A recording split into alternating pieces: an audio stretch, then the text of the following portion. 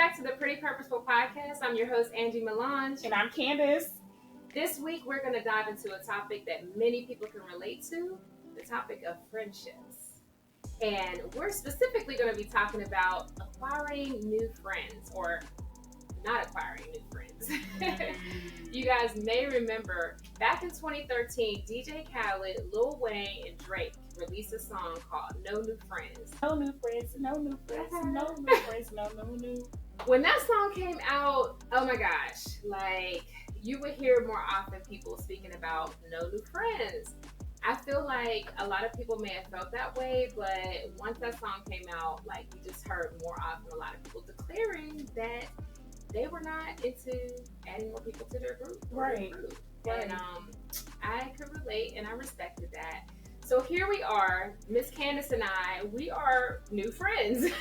So apparently people are still adding new friends to their circle. And so today we're going to dive into to figure out, how do you determine when someone is worthy of being a part of your circle? And when do you determine if someone is not? What is the criteria? But before we get into today's topic, as always, I got to check in with my purpose partner, my sister, Miss Candace. What you been up to, girl? I have been relaxing. So, I told you about my financial goals, that I'm trying to get rid of my student loan debt before I turn 32. Okay. I'll be turning 32 next year in February. So I have a couple of more months under my belt. I need to be student loan debt free before 32 to accomplish some other financial goals for myself. So I have been chilling at home, sitting like a villain. Yes, okay. I'm not a villain though. I'm not a villain. But I've just been chilling at home, declining requests to go anywhere. The sacrifices, girl. Yes. The sacrifices you gotta make when you put goals in place. So I've been, really just into myself. Yeah. Mm-hmm. Wow. That's exciting though. I mean, sometimes you do have to take a step back, and I totally respect that. Yeah, but how have you been? What you been up to? Whew, girl. So, my whole focus has been on, getting Miss Michaela off to college. And so last weekend we celebrated, she graduated. So we did her little celebration. So now for me, I get a chance to just breathe a little bit, and just take a little pause. I'm still in the process. She's not officially off, to college just yet, but, there's still a few more steps involved. But for the most part, I'm looking forward to, having a little vacation here soon myself, so that we can, just enjoy one another's company before she goes off. And then, my focus is going to be continuing to grow the brand of Pretty Purposeful Podcasts, Pretty Purposeful events. I actually will be doing some more singing and, just really looking forward to delving more into my creative arts and getting back in front of the camera as far as, movies, different projects. So, Amen. Really excited. You go, girl. I love it. Yes. And of course, partnering with you, doing Yes, some continued partnerships. yes. And yes, you guys, so stay tuned, because Candace and I, we have a lot in store. We really are looking forward to continuing to collaborate and bringing our talents together to be able to do more purposeful things in the world together. So stay tuned. You guys, with the rise of social media and digital communication, the way that we communicate and the way that we develop friendships have changed over the course of the years. According to the University of Kansas, they found that it takes more than 200 hours of interaction to move from acquaintance to close friend.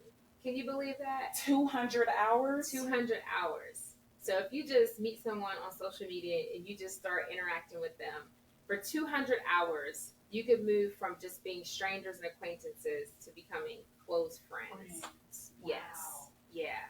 I was just like, oh my goodness. We spend a lot of time online, right?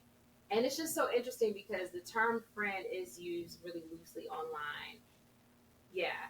It's just interesting how you spend so much time online that some people, really do consider the people that they interact with on a daily basis as their friends. Right? Mm-hmm. Even to the point where, there's these different meetups and things that people will actually meet up with complete strangers, Right. but they've been interacting with them for so long that you can't tell them that's not their bestie. This person online has been supporting them sometimes more than their own like family. Yeah. So, and hey, some of those friendships are genuine. I can see that. Yeah, I can see that. it's interesting. And I think it's interesting that Facebook chooses to use the word friend. Like, if the owner of Facebook, like, if you ask them, do you consider all these Facebook friends your actual friends? I highly doubt that they would say yes. Right. Like, why couldn't they use the language acquaintance or neighbor? Right. Something. I don't know. But yeah, there's something to it with them even using the language friend, I think, in my opinion. Yeah. Something a little deeper there. Right, right. So with that being said, it's a vast difference between, the way that we develop friendships when we were little kids to the way that we develop friendships now. So I kind of want to take a little trip down memory lane to just kind of see how the way that we develop friendships, how it has evolved over the course of our lifetime. So let's go back to when we were little kids. Can you recall your very first friendship, and what did those early interactions teach you about friendship? The first friendship that I had was probably in kindergarten, from the best of my memory, y'all. And when I say we were in the same neighborhood, so we we connected at the bus stop. And then from there, we were in the same class, rode the bus to school, from school. So she is really the earliest memory of a friend to me. I remember being in the 3rd and 4th grade, developing cliques with some of my elementary school friends, right? And I'll be honest, those interactions introduced me to backstabbing. Those interactions introduced me to feeling left out. Those interactions introduced me to jealousy feelings and not feeling like I was enough, or feeling like I needed to be validated by a certain girl in the clique in order to feel like I was enough. So definitely those feelings were introduced to me through those baby friendships. I consider elementary school baby friendships, but it's so interesting because during those early friendships, that's when you were really introduced to the most heaviest of heaviest emotions, right? Yeah, but we had some good times too, though, Angie. Like when it comes to being seen, like, oh, you like Destiny's Child? I love Destiny's Child too. Forming the groups, like, okay, you're Beyonce and I'm Kelly. Like that sort of always doing that. No, it was salt and pepper for me. I was salt, Creating these bonds and creating dances. Like there were definitely some good memories, but there were also some memories of experiencing those heavy emotions. Angie, reflecting on a pivotal friendship from your school days, how did it influence your understanding of loyalty and trust? Or if you want to kind of tell me about your early childhood friendship experiences, I'm definitely curious to know about that. Like starting from like kindergarten just through elementary school, a lot of them were, it really taught me that like friendships, there was a lot like about consistency. Like I felt like the person that consistently showed up for me, that they liked me. It was like these people saw me.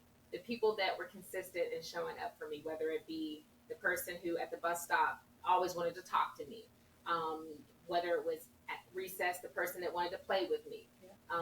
Like you said, 3rd and 4th grade, 3rd through 5th grade, that I feel like those were the years where you really were starting to, that's where you kind of develop your self-esteem. Right. You start paying attention to the clothes, the shoes, the hairstyles that other girls wore. And so, and moving into like middle school, people having your back, like, standing up for you. I feel like those relationships were pivotal because it really gave you a sense of belonging. Yes. Yeah, definitely. Yes, period. Yeah, those particular friendships were the ones that helped me, were some of the first relationships that demonstrated what trust and loyalty looked like at that very young age. Because outside of that, you have your family, right? But those are the very first close personal relationships where you have that, where you need to have that loyalty and that trust. Like if you tell someone a secret and you ask them, don't tell anybody, you know, or you need to depend on somebody to do something for you, and they follow through. Right. That's that trust where you develop that. So yeah, those relationships were definitely very pivotal. So we talked about, of course, our very early years, and moving into like middle school again, a very pivotal time in our lives when it comes to developing identity and self-esteem. So as we moved into our adolescence and our young adulthood, how did your friendships evolve? Friendships changed. When I think about moving or transitioning into the young adulthood, I'm thinking transitioning into my college days, right? Mm-hmm. So I only really kept in touch with one friend from high school. And throughout my high school days, I might have had two or three close girls that I was with or in my circle. But then as, time went on, went into college, I only really kept up with one girlfriend of mine. And to this day, like I just sent her a happy birthday message. I was late, but forgive me. But yeah, I still reached out to her. But yeah, it definitely changed. And I think I mentioned this in previous episodes too. Trying to find my circle in my college years was very difficult. Let me tell you. So my high school days, I was surrounded by a lot. I'll say this, it wasn't very diverse. My high school was filled with African American folk. Okay. Yes. Not very diverse. Yes. And I wanted to go to college and experience diversity. So I did not go to a HBCU during my college years purposefully because I wanted diversity. Yes. I love my people, yes, but I wanted some diversity. So in college, I just wanted to experience a different realm. And it took me a minute to find my group of people that I feel like I could trust, or at least were similar enough to me to where we actually could vibe. And I didn't really find my group of people until probably my junior or senior year in college. Really? Yeah, we're going to talk about convenience friends. I've had convenience friends my freshman, sophomore year in college, but going into my junior, senior year, that's when I could really say like, oh yeah, these some good people here. Well, first of all, I commend you for wanting to go to a school that was diverse. That's major. But I find it so hard to believe that you had a hard time finding friends because the way that we clicked, like it just like what kind of people were they? What kind of people were you? What kind of people were they, Candace? They weren't bad people, but I'm picky. Okay, well, as you should be. As you should be. Yes. Yeah. I'm very picky with who I want to who I really want to spend time with. You know what I'm saying? Like we were talking about it before, literally 30 minutes before this episode dropped, yes, or before we hit the record button. Yes. We were talking about how I just don't want to be around you if I feel like we not really vibing. Like, why do I feel like I have to be in your presence and we don't got nothing in common? Right. Time is very valuable. Yes. So I'm not just out here just trying to be in your presence just to say, to be lollygagging. Just to be lollygagging. Yeah. Like, what we doing here? Right. That's what we were talking about before we hit record. That's right. I told Angie a couple of weeks ago, after meeting you, I literally have found myself thinking, when it comes to future friends, like if it doesn't feel like Christmas, I don't want it. Yes. And yeah, you have set the bar high because this is what I want. I want us to produce fruit. It's like holistic. It's about growth. It's about healing. It's about contributing. It's about development. It's about Christmas. Giving.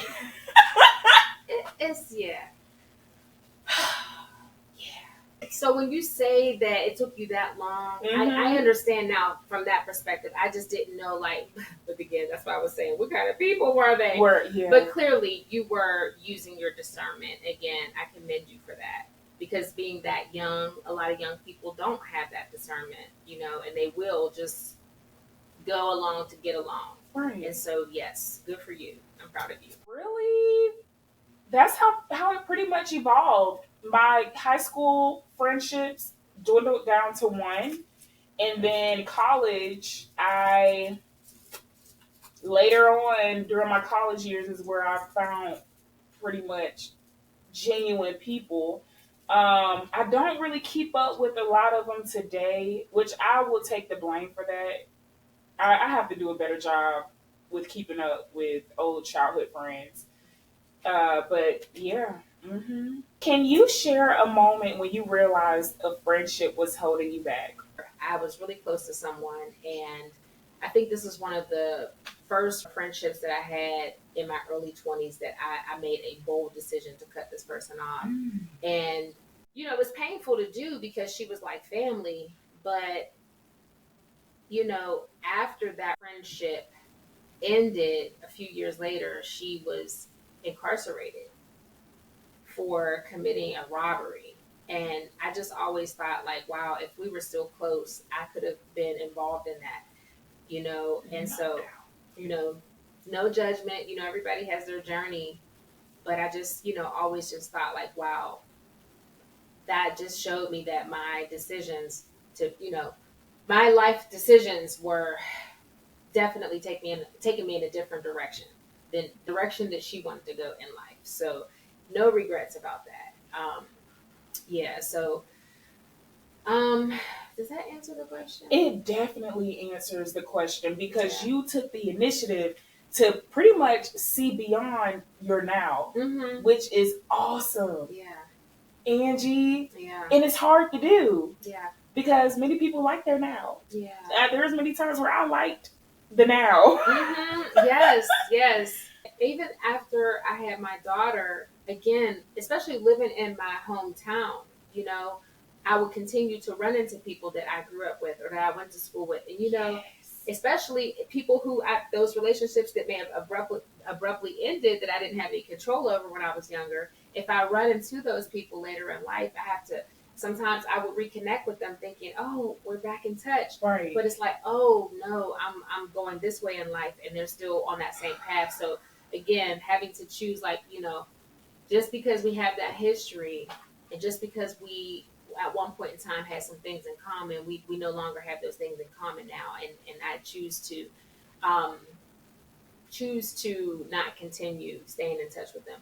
But isn't that something to where, and I know you're not, I know you've probably dealt with this. Many people have, where you will get a negative connotation or you will get viewed at negatively because, people will think that you're switching up on them. Oh, you acting different. Oh, you acting funny. Oh, you don't do this no more. Oh, she acting different. Now you're considered fake because you want to improve your life. Right. And it's like, no, we cannot be bringing our brothers and sisters down because they're choosing to go a different path.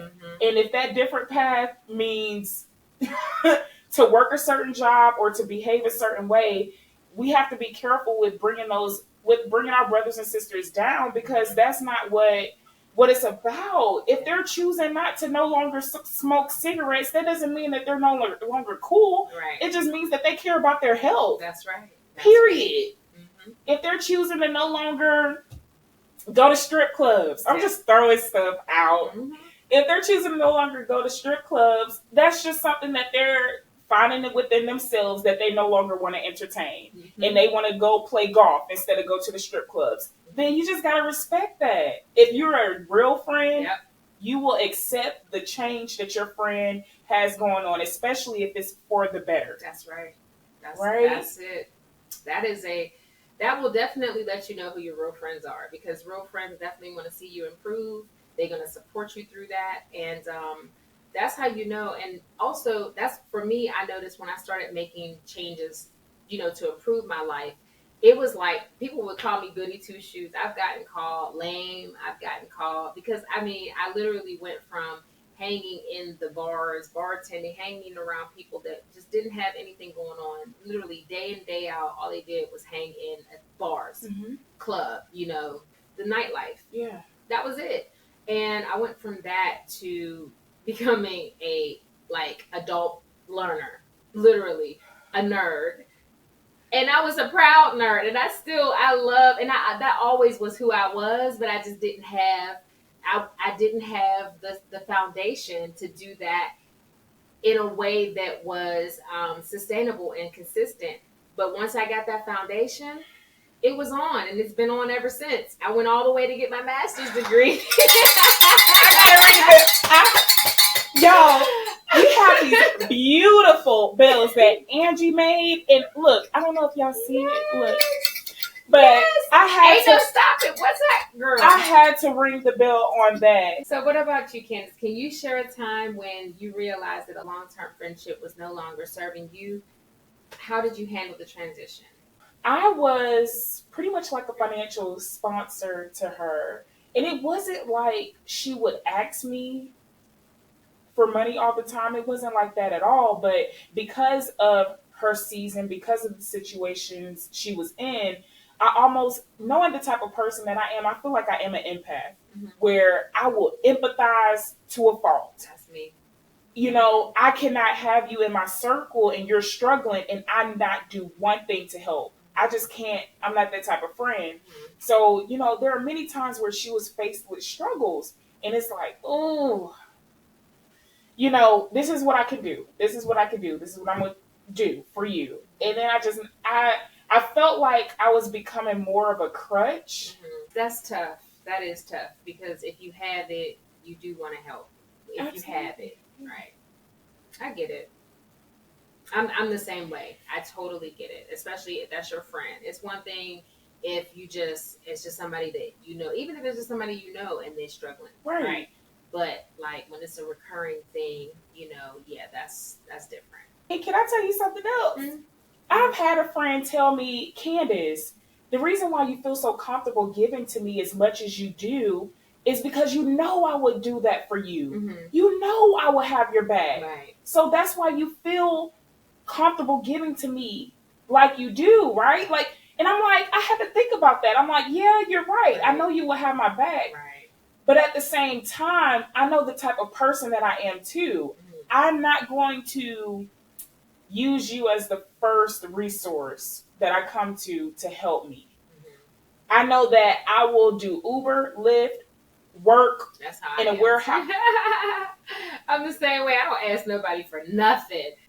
And I guess it could be an ego or a pride thing, but there's a thin line between really just wanting to take care of your business and then just being too prideful to ask for help. I think there's a real thin line. Yeah. But to that friend of mine that told me that, I'm just like, yeah, but we're a little different because I can't just ask you if I'm in need, hey, can you spare me this? Can you spare me this? That's not who I am. Yeah, I'm not like that either. I can't tell you when's the last time I've asked somebody for anything. I couldn't tell you. I've had people offer. Right. I've had people send. But I don't ask now. But I understand now. That definitely a boundary that you have to set for yourself. That is it's a learning lesson. It's something that you just have to establish for yourself. Right. For yourself. So that you don't resent it. Yes. And I've literally found myself saying, Candace, you've already given this person this much. You're not going to give no more. Mm-hmm. And it hurts. Like if they were to come to me and be like, Candace, I'm in this situation, Because you don't have to do that. Like friendships don't require, like for me, Candace, one thing about me, I can honestly say none of my friendships have ever required money or doing anything for me materially. None of them. Not none of them. So let me tell you why I'm laughing. We came into this idea where I think you were the one that was like, oh, we should do an episode about no new friends Mm-hmm. because we were talking about this and I told you about this situation. Mm-hmm. And I was like, that led me to not wanting no new friends. I told myself, I don't want any new friends that don't got money. Yeah. Like literally. Really? Yeah. Here's the thing though, Candace, when you met me, I was going through a financial crisis. This was crazy.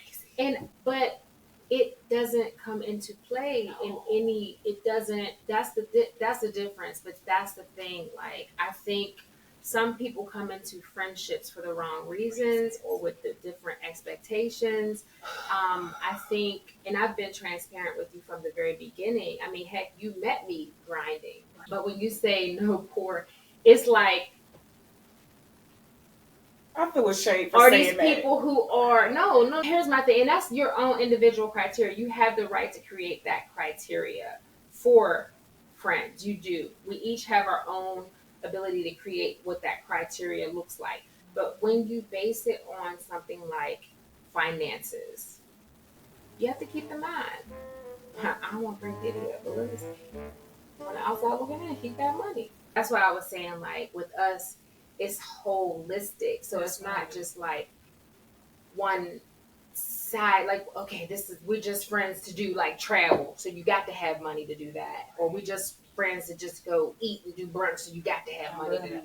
So it's holistic. So it's like, okay, we can, hey, if we don't got money, hey, if you want to just come over and do brunch, we can eat brunch here. Look, or you want to go to church, or, we can go to church. Right. We want to go walking, we can go to the park. It doesn't, so, and you're able to do that without thinking you got to come out of your pocket. It doesn't always require money. And like I said, I've never had one friendship that required, like, the thought of money. No. But again, Candace, I'm still fairly new to this area down here. Yeah. And I understand that you've encountered a lot of people here, so it's probably formed your perception of what friendships are. And for those of you who are watching that don't understand, again, I'm not trying to give Atlanta a bad rap, but since I've been in Atlanta, I have definitely learned some things about women here. And again, not all the women here are actually from here, so it is a cultural thing that I think that, especially women who are not from here, they eventually adapt to. But it's like women can't be trusted. It's like a lot of like the backstabbing. It's treacherous out here, and it's sad. It doesn't even have to be that way. So yeah, trust me, I understand the whole no new friend concept. I totally do. And it's unfortunate, like someone like Candace, if you've encountered women that have that type of mindset or that are all about money, to where you would have to form that type of criteria and put yourself in that type of category when you really don't even have to. That's shallow thinking. You don't even have to be like that. Because we talked about quality over quantity for that very reason. When you told me, you did tell me, Candace, I don't just let anybody in my house, first of all. Angie has told me that, hey, I have waited. I'm not in no rush to just call people my friends just to call them my friends. It has made me feel 50 million times special. I'm telling you, because I don't know, this is going to be weird, but you know how people have like purity rings or abstinence rings? Uh-huh. And then, if you could tell, like, if your partner was like, yeah, I waited for you, they waited to share, this moment with you. But I kind of view it like similar to that, but yeah. Yeah, no, seriously, like I had a group of friends. I did have a group of women that I consider friends that I had met through karaoke. Right. And I even shared with it, I think on another episode, that I kind of distanced myself. One of them, like, it was no like falling out. It was no bad falling out, right? I just had to separate myself because, again, there was some intertwining of friendships. People should have been intertwined, and it made it difficult for me because I connected more with one of the individuals than the other, and then they were actually friends before I met, so it's like I can't make her pick me over her friend. They were friends before me, so let me just back on out the whole situation. So ever since that, I guess friendship breakup or whatever, I haven't had anybody close to me, right? Mhm. And I didn't go out seeking any friends per se, right? I just been focused on raising my daughter and whatnot, but also keeping a safe space for her because I felt like when it's meant for me to meet, a friend, I will, and Right. it wasn't like a priority, right? And it Yes. just we met each other organically, Yeah. and when we met, I called you. I said, I'm big sis, right? So in my mind, I'm still not even thinking, oh, this is gonna be my friend, like a friend, Yeah, right? It was so more true. of like, that is so true. I could be someone that you can call upon if you need some guidance, or if I can give you some wisdom.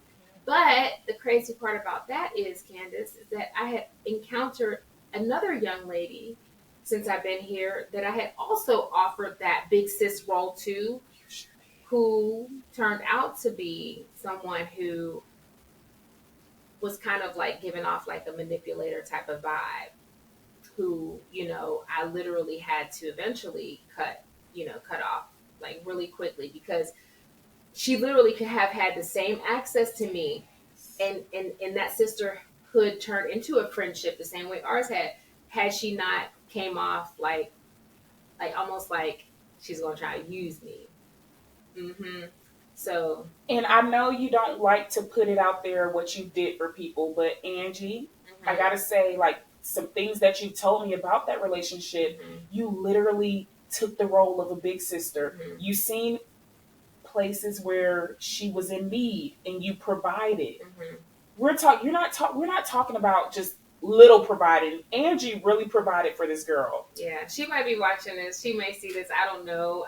But I don't. Again, I don't want to say what I did. I'll just say that I told her that I would always be available to her if she ever needed to reach out. But as far as the close connection that I had originally intended, because I want to be able to share my wisdom and guidance when I see someone who's really putting forth an effort to get their life in order. I know what that's like. She was here. She didn't really have like close family here. So I'm like, if I can help fill the gap and help somehow, then why not? Yeah. I would love if someone would do that for me, right? But no, sis was definitely trying to finesse me, and you can't finesse somebody who used to be a master finesser, okay? So yeah, but again, complete opposite. But here we are, and how me meeting you again, same dynamic in the car, me hustling. Yes. That whole no new friends thing, in the back of my mind after what I had went through, that's how I felt. I literally was feeling like, I'm good. Wow. I don't need any new friends. Wasn't looking for any. But I'm open to being a big sis. Right. I'm open to being a mentor. With that said, studies show that the average number of friends American adults have is steadily declining. A 2021 survey by the Survey Center on American Life found that the percentage of Americans who say they have no close friends has quadrupled since 1990.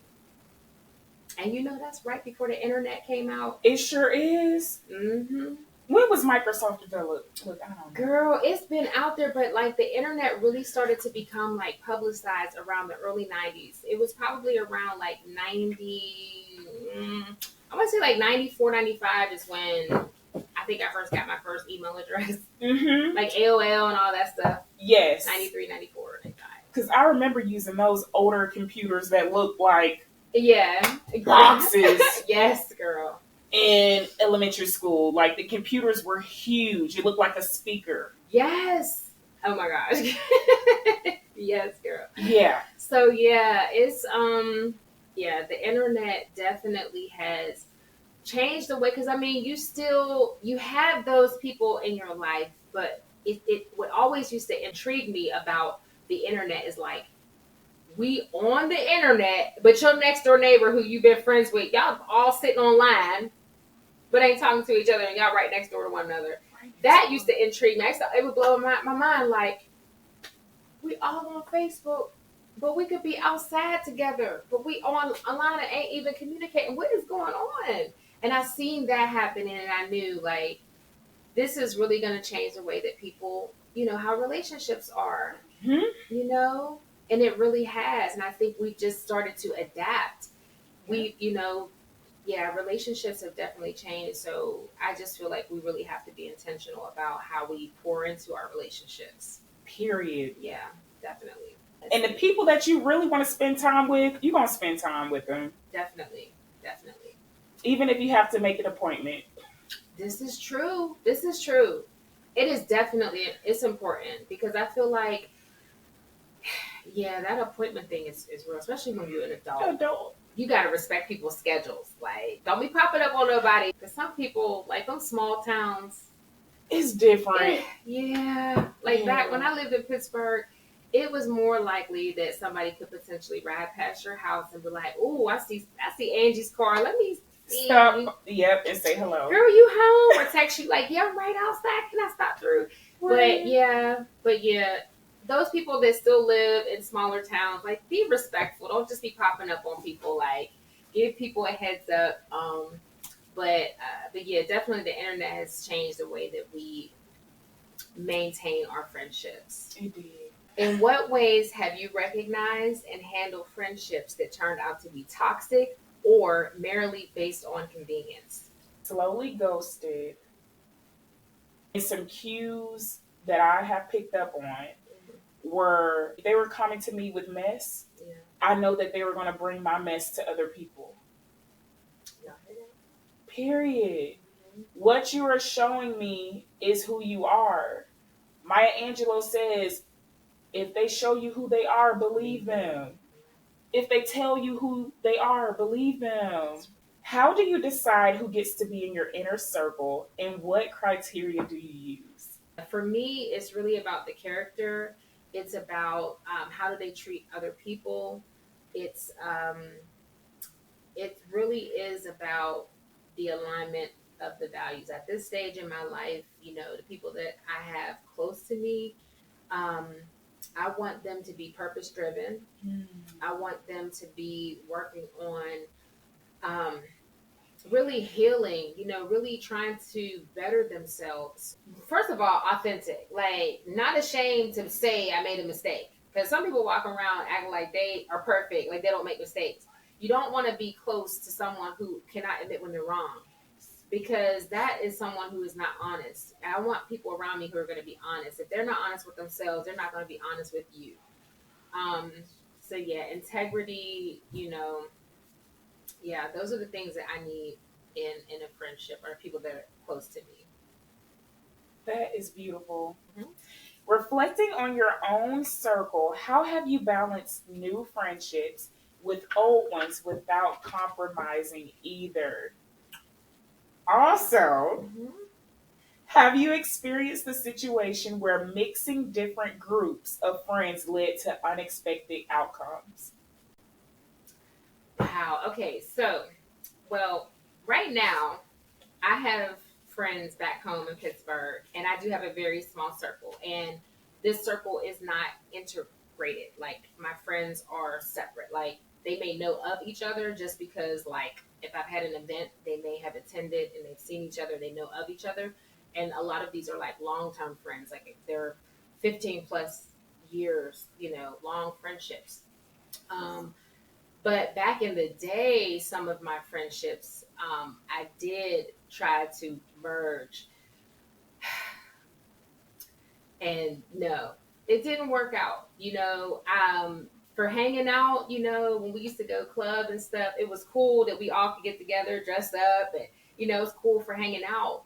But when it came to like those, personal situations, whether it be me going through something with the guy that I was dating at the time and me having to vent, my business, telling this person this, or if they were going through something, it's like when you had those circles and you sharing information before you know it, it's just like a lot of drama, amongst them, because it just seemed like there was no confidence. There was no confidence because your business, like, Once you intertwine, you tell one person one thing and you think that you're sharing it in confidence, but because now they're intertwined, this person is telling this person, and like, hey, did you know that Angie and so was this? And they're like, no, she didn't tell me, girl. And then they feel some type of way because they're like, well, I thought we was cool. Why didn't you tell me? You told so and so. I thought we was cool. And it's like, then they start to like try to, you know, they're competing for your loyalty, they're competing for your friendship, or they're trying to one up each other. If you're ever in settings together, then you find that, they will try to like throw shade at each other. Yeah, I have had times where some of my friends would be in a place together and I'd be there and they would be throwing shade at each other or talking stuff like, why you invite her?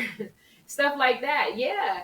So I learned that from those experiences that, and this is what I tell you all the time, like your friends, you have to create boundaries because as you meet those individual people, you meet them in most cases, you meet your friends on individual separate bases, right? Yep. They're individuals. And there's something about them that that appeals to you. You are drawn to them, they are drawn to you as an individual. But just because you have this other friend that again you have this unique bond with doesn't necessarily mean that this friend over here is going to bond with them because they're a whole different individual, right? So, and I understand that we may want to have all of our friends together because, we are like that common denominator. But what that does is it diminishes the bond that you have with each individual. And that actually diminishes your support system. Those individuals no longer are the strong support system that you have. It really does diminish the strength of your support system.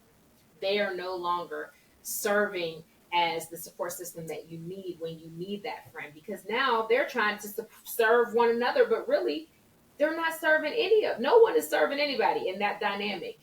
It's really it becomes a chaotic mess, and you're at the center of that chaotic mess and you're left to try to figure it out. I'm a witness. I am a living witness that everything you are saying, and they're gonna blame you. It's your fault. You are the reason that we have this drama. You are the reason because I wouldn't know her if it wasn't for you.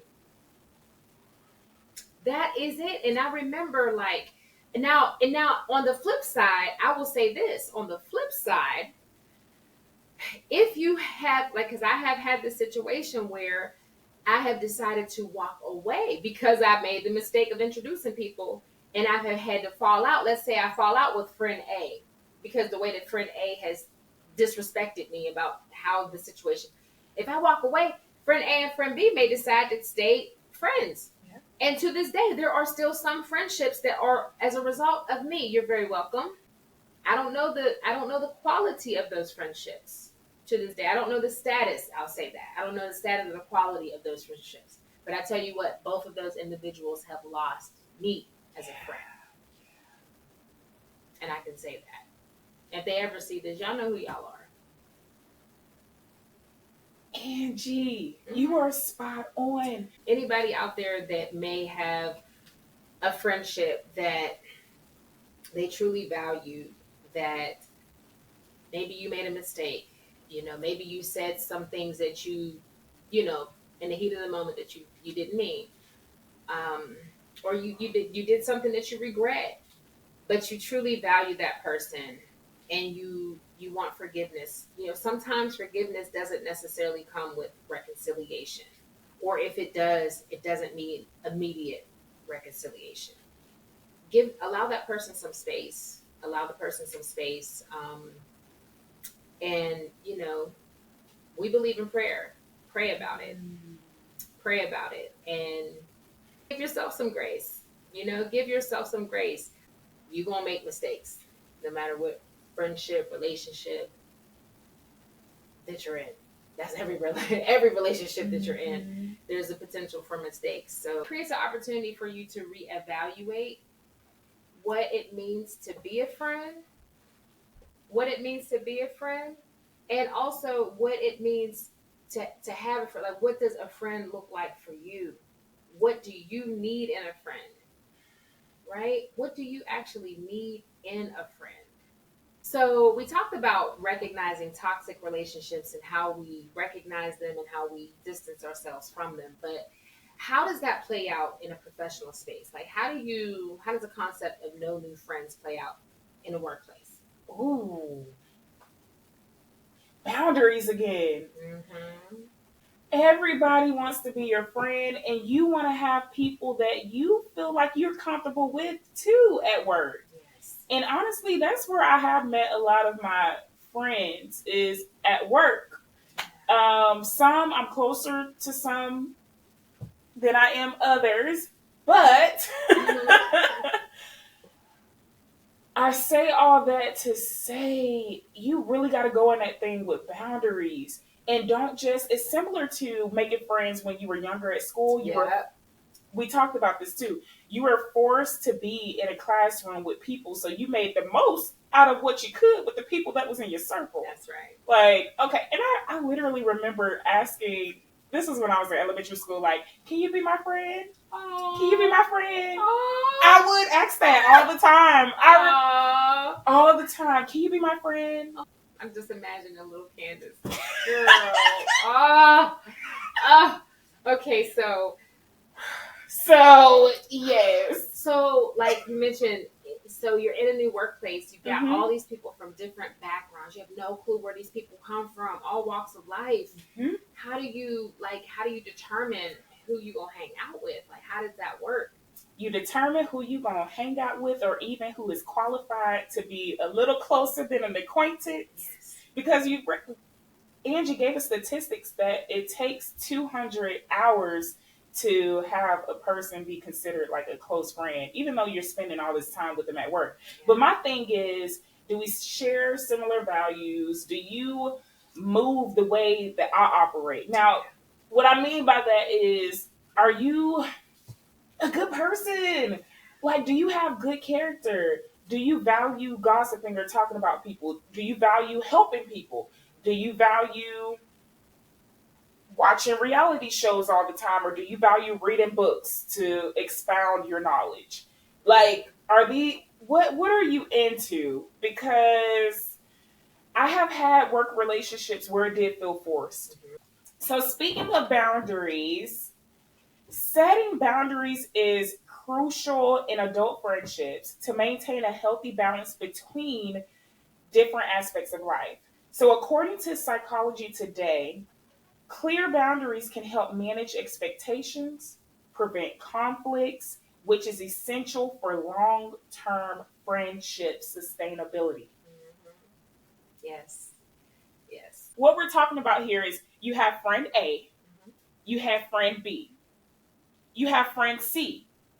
You are friend A. You are friend A. You have connections with B and C.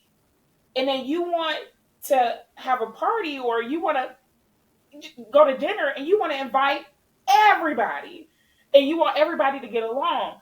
But what we're saying is, that cannot work. It can work. For some people it might work. But from my experience, I am 31 years old, and it's so crazy like how God works, because it's so awesome how God works. Because Angie has given me a solution. I have learned why you have to be careful with trying to have friend A, B, and C. Try to make them your friends, because you cannot be 100% authentic. What if friend C tells you, "Hey, friend C made me feel some type of way. What do you think about this?"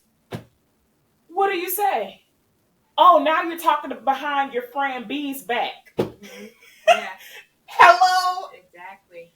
So it's like, can you really be authentic in these? It diminishes the trust that you had and the loyalty you had for each of them. From the get-go. Mm-hmm. Yeah. When you do that. And when you think about it, you use the example of a dinner, right? A simple dinner. Think about that. Just a simple dinner. What would be the purpose? Who would it benefit to have that dinner? To have all of those individuals there? You. of all of them, you would be the only one to really benefit of having all of them there. You're right. And think about that dynamic. Who would be the most comfortable of everyone there? You, the person who initiated the dinner. Right? Okay. Now, with that being said, if it were a special occasion and these people love you, they trust you, they're loyal to you, they would be willing to make that sacrifice for you for that one day. They'd be willing to put up with these people that they don't really know all like that. But they love you, so they're going to trust that we know Candace ain't going to fool with just anybody. So these people got to be all right. We trust her discernment. So we're going to put up with these strangers for this night because we love her. That is acceptable. That's doable. That is reasonable. But after that, there is no ties. There are no ties. What they say, no strings attached. There's no strings attached. Everybody can walk away, may have their pictures, may have taken a group photo. Protect your friends, protect your support system. Friends are definitely necessary. That whole no new friends thing, no. New friends are necessary. As we get older, we should definitely be open to new friends because we should really be not necessarily replacing new friends, but we really should be evaluating our friendships, and as we get older, making sure that the friends that we have in our lives actually reflect who we are and how we're living, and truly are like a reflection of the things that we value. And sometimes you may have to demote. I don't want to say demote, but Yes, clean up shop. Clean up shop. Yeah. We done turned the podcast into a musical. You might have to clean up shop. The clearer you become on who you are, the better you become at discerning who deserves to be in your life. What advice would you give to someone younger, like your daughter, about managing friendships as they transitioning into new life stages? Yes, so y'all, my daughter is getting ready to enter college, and up until this point in her life, she really hasn't had like a lot of friends around. In various stages in her life, she's had like neighborhood friends, just the normal, school friendships. But in high school, she's had like a few close friends, and she's got like one bestie, typical high school stuff. Yep. But as she transitions into college, I've prepared her for this transition by letting her know that,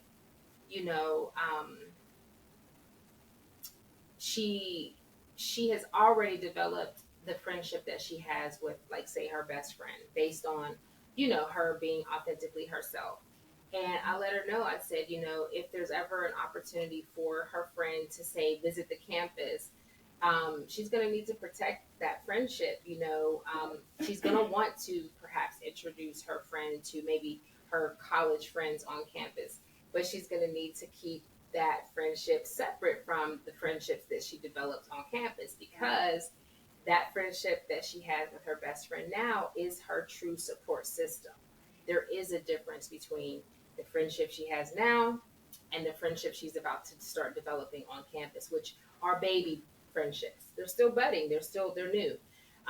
So I wanted to make sure that she had a clear distinction between her support system and, like, going on campus, she's going to be making new friends. So, and just, as she goes through college and meets new people, that she's making sure that she's aligning herself with people who are like-minded, that she doesn't feel it out of boredom and out of loneliness and for validation, that she's just quickly calling just anybody friend out of, the need to, have a sense of belonging, so anybody else out there, any young people out there that might, watch this, that are going off to college, or if you're in your mid 20s and you're finding it hard to find someone to trust. We talked about, quality over quantity. You don't have to have a lot of people around you. As long as you have one good friend, that's it. One good friend. And I mean, you have to be careful. I would say having a best friend is great. It's great to have a best friend, but you want to be careful.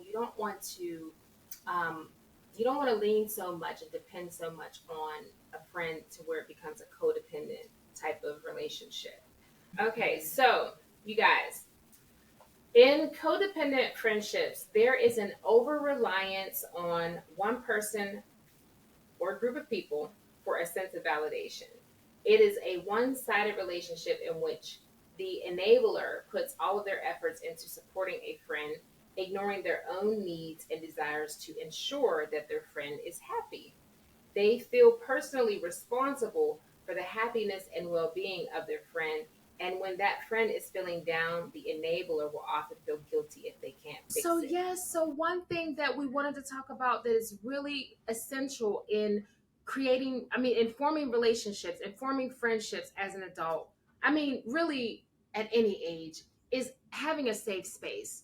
That is so important. And I think that that can be one thing that we miss, especially when we're young. We don't really talk about having safe spaces, but as adults, that is essential. And that is listen, what did I just not say? It is essential. So if you are trying to you know um, develop friendships, determine if you have a friendship, that is like an element that cannot be missing. That is so critical. That is key. That's a key element. Good. Yeah. How do you determine whether or not you really have a friend in your life? How safe do you feel with this person? That's it. Let me tell you, when it came to Angie, she was so transparent with me. She literally told me, this is a safe house. When I first met Angie, every word that came out her mouth, it literally said, this is a safe house. Safe house. You see my house. Our first conversation, she literally said that in our first conversation. Now, what made you feel safe? Her transparency. She was open about everything. Like, and this lady was open. So that means like she literally felt safe with me. We didn't know if we were gonna talk again. You know how sometimes you meet people in Uber rides, Lyft rides, whatever. Yeah. And you're like, I'm just gonna tell this person the tea because I ain't like I'm gonna see him again. It wasn't like that. It was like, whoa, she's amazing. She's transparent. Let's plant a seed. Yeah. Like, Yep. and try to grow and pretty PPP is blooming. Yes. From a safe space. From a safe space. Now, if the space was toxic, imagine. I'm telling you, that is what the fruit would be toxic. Think about that. So that space. And it's so interesting. What's so interesting about this is before I even met Candace, I said, because of what I had experienced leading up to that I wanted to start creating the safe spaces that I couldn't find, that I needed, that I wanted. And so, yeah, absolutely. For my friendships, all of my friendships, my whole entire life, Candace, I've always created safe spaces for my friends. Always. Always. Even for my family. Anybody. Like, I've always been that person people come to, like, if they needed sound advice. They needed, I don't know, I guess I could have been a life coach. I don't know. I might be a life coach someday, y'all. I don't know. But I truly believe in creating safe spaces for people. And some people just didn't necessarily value it or weren't able to reciprocate it. But I truly, that's something I do stand on. You're more than a life coach, Angie. Oh. No, you really are. Like, I'm still trying to figure that out. I'm an unofficial something. I don't know. Yeah, but no, this has been good. I'm glad that we got a chance to talk about that specifically, because that is so important. It's key. Absolutely. and we watch these friendships, these adult friendships play out on, not that I watch reality TV, but on social media, we see the clips, and we hear about a lot of what we see. It doesn't seem safe, and it doesn't feel warm and fuzzy. It doesn't feel like Christmas, right? And but a lot of our people are influenced by that content, and I would say trust your gut, trust your instinct, and reel it back in, dial it back into what matters to you, and not what seems popular, and don't just have people around you that you feel is going to get you more likes, and don't just have people around you just because they appear to be popular. Like, no.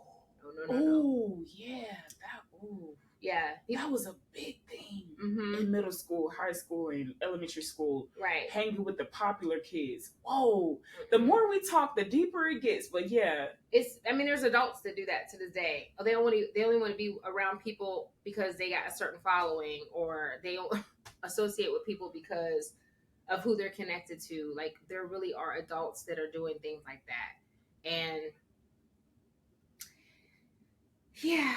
you say no new friends and friendships, just like I still believe in relationships. I just think that it's about reframing how you view them, and you have to, I think ultimately we have to take accountability for not knowing. We have to acknowledge and accept that we just didn't have a criteria. We just truly did not have a framework or boundaries.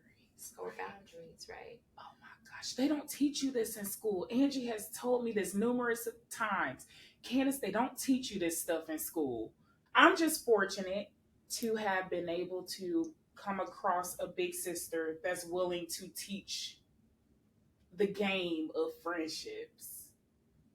And I'm just glad to be able to share this platform with this lovely lady here, and be able to share this with all of you, because we know that, again, this information is not being taught in schools, and there's no age limit on when you learn this information. We're learning with you. I just recently learned this here since I've been in Georgia.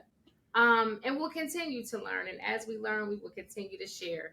So we're going to go ahead and wrap this episode up. We hope that this information was valuable to you. Again, as always, like, share, comment, subscribe, hit that like button. Follow us on Instagram, TikTok. We are winding down season 2. Let us know what you liked about this season, what you didn't like about this season. We want to hear it all. And remember, it's okay to be pretty, but even better to be pretty purposeful. Bye!